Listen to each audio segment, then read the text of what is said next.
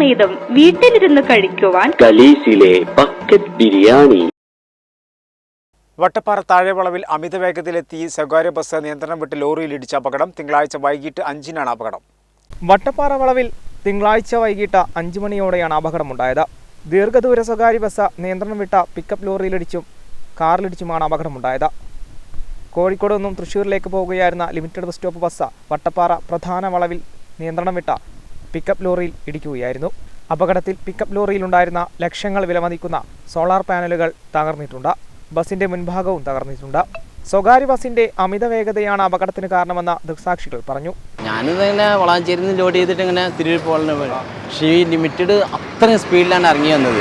എനിക്കങ്ങനെ ആടി വരുന്നത് ഞാൻ കാണുന്നുണ്ട്. ഞാൻ കട്ട് ചെയ്ത് ഒഴിവാക്കിയോണ്ട് എൻ്റെ ജീവിതം രക്ഷപ്പെട്ടു.